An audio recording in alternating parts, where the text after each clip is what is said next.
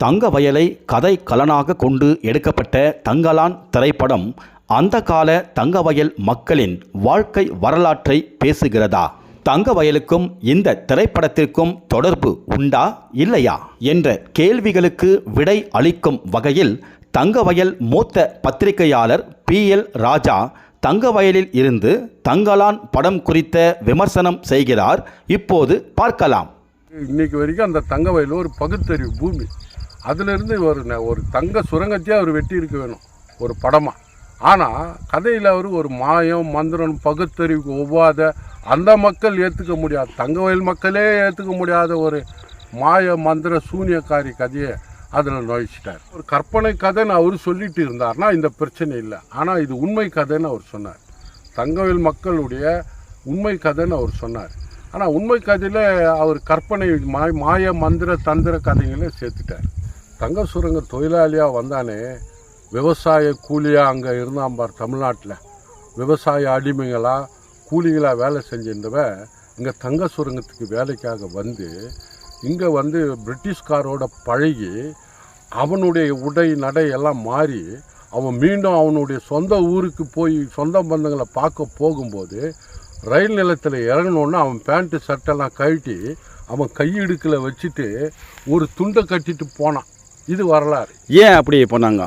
அது எதனாலன்னு சொன்னால், அந்த ஜாதிய கொடுமை பல்லாம் பறையம் வந்து பேண்ட்டு ஷர்ட்டு போட்டுன்னு வர்றதா அப்படின்னு ஏற்றுக்க முடியாது, நம்மளை வந்து ஏற்றுக்க மாட்டாங்க அப்படின்றதுக்காக இந்த பேண்ட்டு ஷர்ட்டெல்லாம் கழட்டிட்டு ஒரு துண்டு வேட்டியை கட்டிட்டு போனான்.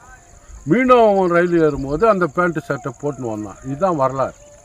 ஆனால் படத்தில் விக்ரம் பிரிட்டிஷ்காரங்கிட்ட வேலைக்கு சேர்ந்துட்ட பின்னால் பிரிட்டிஷ் உடை ட்ரெஸ்ஸை போட்டுட்டு ஒரு குதிரையில் போகிறாரு அந்த கிராமத்துக்கு. அந்த கிராமம் வந்து அவர் அப்படியே கொண்டாடுது.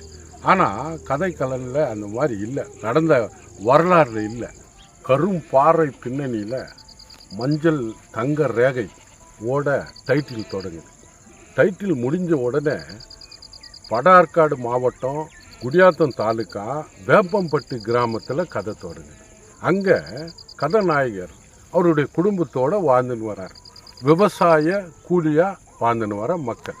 அங்கேருந்து தான் இந்த கதை தொடங்குது. அற்புதமான ஆவணமாக எடுத்திருக்க வேண்டிய ஒரு கதை. அதை எதிர்பார்த்து தான் இந்த தங்கலான எல்லாருமே ஆவலோடு காத்திருந்தாங்க. ஆனால் கதை எங்கே போகுதுன்னா மாய உலகத்துக்கு போகுது, கற்பனை உலகத்துக்கு போகுது. நம்ப முடியாத காட்சிகளும் இரத்த கலரிகளும் சர்வசாதாரணமாக கதையில் வரும். வரலாறு எங்கே இருக்குது அப்படின்னு பார்த்தீங்கன்னா அதுவும் சிதைக்கப்பட்டிருக்கு. அயோத்திதாச பண்டிதர், தந்தை பெரியார், அப்பாதுரையார், டாக்டர் அம்பேத்கர் இவங்கெல்லாம் காலில் வச்ச பூமி. இங்கே டாக்டர் அம்பேத்கருக்கும் முன்னதாகவே புத்த மதத்தை தழுவிய மக்கள் இருந்தாங்க. அந்த புத்த மதத்தை தழுவிய மக்கள் இன்னமும் இங்கே இருக்காங்க. புத்த விகார்கள் இருக்குது, இன்னமும் இருக்குது. ஆனால் படத்தில் புத்த சிலையை காட்டிய இயக்குனர் அதுக்கான பின்னணி கதையை அவர் சொல்லவே இல்லை. வெறும் சிலையை காட்டுறாரு, அவ்வளோதான். மற்றபடி இந்த தங்கவயலினுடைய புத்த மதத்துக்கும் தங்கவயலுக்கும் என்ன மாதிரி ஒரு வரலாற்று தொடர்புன்றது கதையில் வரலை. இந்த தங்க சுரங்க தொடங்கிறதுக்கு பிரிட்டிஷ்காரன் தொடங்கிறதுக்கு முன்னதாக ஒரே ஒரு கிராமம் இருந்தது தங்கவயல்லையே. அந்த கிராமத்து மக்கள் தங்கத்தை தண்ணியில் அழைச்சி தங்கம் எடுத்திருந்த மக்கள் அப்படின்ற ஆவணம் இருக்குது. ஆனால் ரஞ்சித் இது முற்றிலுமாக வேறு கோணத்தில் திருப்பி இருக்கார்.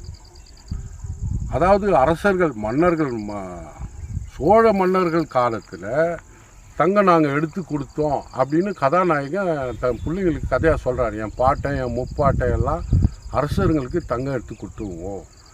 அங்கே ஒரு மலை, அது யானை மலை. அந்த யானை மலைக்கு பின்பக்கமாக அந்த பூமி இருக்குது. ஆனால் அதை வந்து ஒரு சூனியக்காரி பாதுகாக்கிறா. யார் அவன்னு அவங்க மனைவி கேட்கும்போது ஆரத்தின்னு ஒரு பேர் சொல்கிறேன். அப்போவே இவர் அந்த கதையை தடம் புரண்டு பேய் கதையாக மாற்றிடுறார். பேய் கதையாக போயிட்டு இப்போ இது ஒரு கற்பனை கதைங்க அப்படின்னு அவர் கற்பனை கதைன்னு அவர் சொல்லிட்டு இருந்தார்னா இந்த பிரச்சனை இல்லை. ஆனால் இது உண்மை கதைன்னு அவர் சொன்னார்.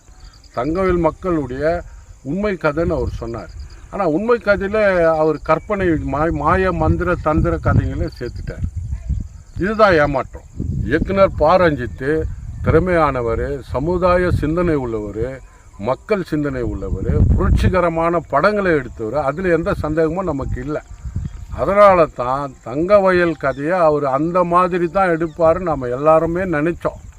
அந்த மாதிரி ஒரு அற்புதமான அவருக்கு தகுந்த கதை தான் அது அங்கே நடந்துட்டு இருக்குது. இன்றைக்கி வரைக்கும் அந்த தங்கவயல் ஒரு பகுத்தறிவு பூமி. அதிலிருந்து ஒரு தங்க சுரங்கத்தையே அவர் வெட்டி இருக்க வேணும் ஒரு படமாக. ஆனால் கதையில் அவர் ஒரு மாயம் மந்திரம் பகுத்தறிவுக்கு ஒவ்வாத அந்த மக்கள் ஏற்றுக்க முடியாது, தங்கவயல் மக்களே ஏற்றுக்க முடியாத ஒரு மாய மந்திர சூனியக்காரி கதையை அதில் நுழைச்சிட்டார். சார், தங்கலான் படத்தில் பிரமிக்க வச்ச காட்சிகள் நீங்கள் பாராட்டக்கூடிய அம்சம் என்னங்க?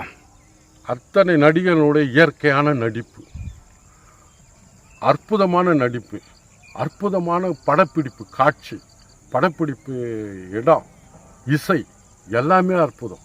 அது எந்த விதமான ஒரு குறையும் நம்ம சொல்ல முடியாத அளவுக்கு மிக அற்புதமான உழைப்பு அது. அந்த மாதிரி ஒரு காட்சிகள், அந்த இசை, அந்த நடிப்பு எல்லாமே அருமையாக இருக்குது. ஆனால் அதுதான் கதை தான்.